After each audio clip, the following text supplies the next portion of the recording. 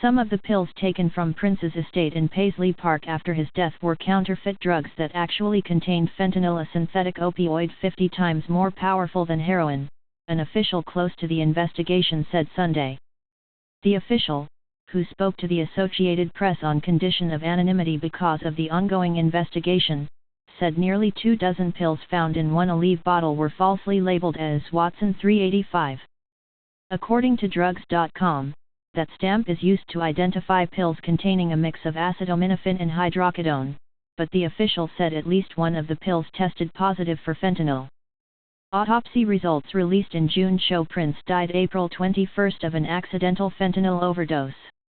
The official who spoke to the AP said records show the 57-year-old Prince had no prescription for any controlled substances in the state of Minnesota in the 12 months before he died.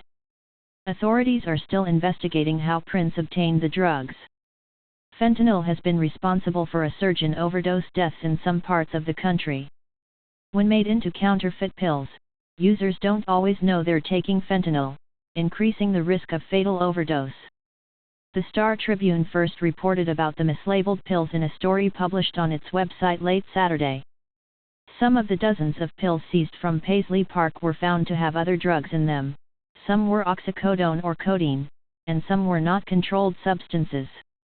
About a dozen tablets were found in a dressing room at Paisley Park, but the vast majority was in bottles of aspirin and vitamin C that had been tucked inside a suitcase and bags, including one Prince often carried with him.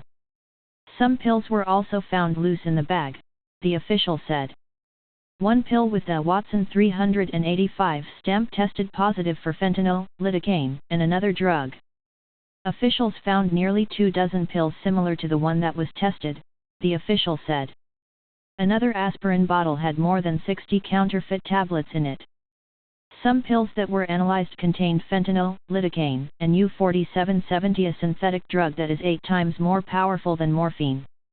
Authorities also found a prescription bottle in someone else's name that contained 10 oxycodone pills, the official said, without revealing who was listed on the prescription. The official said Prince had many of these pills with him on April 15 when the airplane he was on made an emergency stop in Moline, Illinois, after he fell ill from a suspected drug overdose as he was heading home from a performance in Atlanta. Prince was given 2 doses of Narcan, an antidote used to reverse suspected opioid overdoses, the official said. U-4770 can be tested for intoxicology screens, but is not done routinely because it is a relatively new chemical. Presence of the drug was not tested in Prince's case, but the levels of fentanyl in his system were more than enough to be toxic, the official said. Tests on Prince prior to his death did not show fentanyl in his system, which means he wasn't a long-time abuser of that drug, but likely took the fatal dose sometime in the 24 hours before he died, the official said. The official did not elaborate on those tests.